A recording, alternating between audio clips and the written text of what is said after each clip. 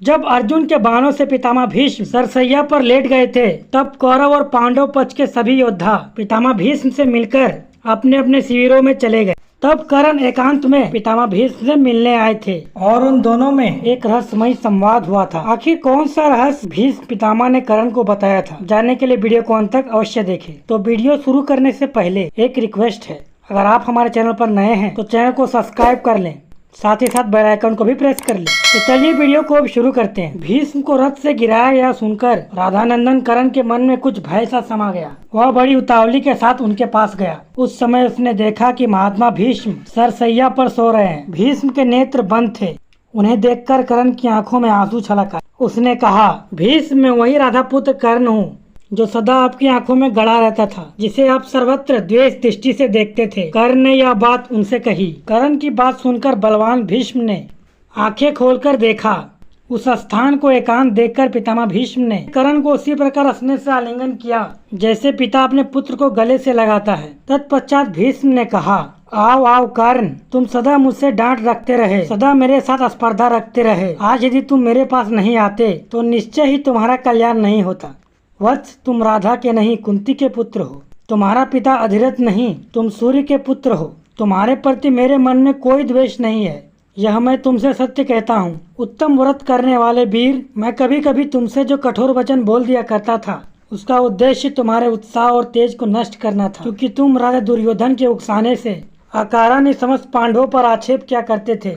तुम्हारा जन्म कन्या अवस्था में ही कुंती के गर्भ से उत्पन्न होने के कारण धर्म लोप से हुआ, इसलिए नीच पुरुषों के आश्रय से तुम्हारी बुद्धि इस प्रकार ईर्ष्यावश गुणवान पांडवों से भी द्वेष रखने वाली हो गई। और इसी कारण कौरव सभा में मैंने तुम्हें अनेक बार कटु वचन सुनाए हैं।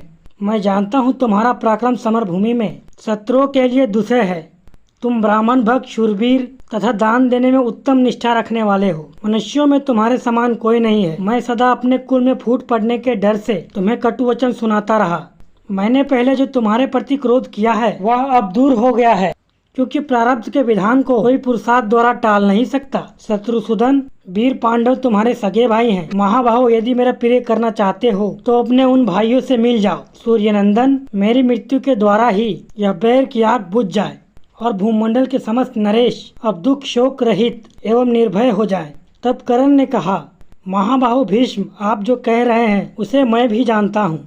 यह सब ठीक है, इसमें संशय नहीं है कि मैं वास्तव में कुंती का पुत्र हूँ, सूत पुत्र नहीं हूँ। परंतु माता कुंती ने मुझे पानी में बहा दिया था और सूत ने मुझे पाल पोसकर बड़ा किया। पूर्व काल से ही मैं दुर्योधन के साथ स्नेह करता आया और प्रसन्नता पूर्वक रहा हूँ। दुर्योधन से मैंने यह प्रतिज्ञा कर ली है कि तुम्हारा जो जो दुष्कर कार्य होगा वह सब मैं पूरा करूँगा।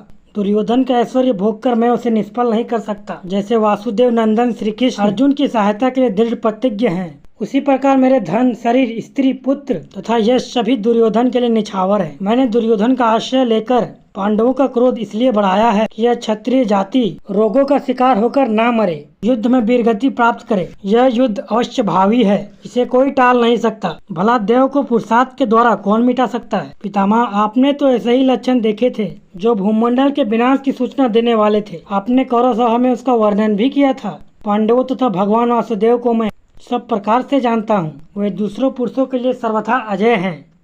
फिर भी मैं उनसे युद्ध करने का उत्साह रखता हूँ और मेरे मन का ये निश्चित विश्वास है कि मैं युद्ध में पांडवों को जीत लूँगा।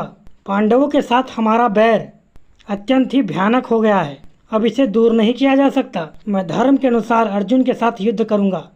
तात, मैं युद्ध के लिए निश्चय कर चुका हूँ। वीर, मेरा यह विचार है कि मैं आपकी आज्ञा लेकर युद्ध करूँ, अतः मुझे इसके लिए आज्ञा देने की कृपा करें।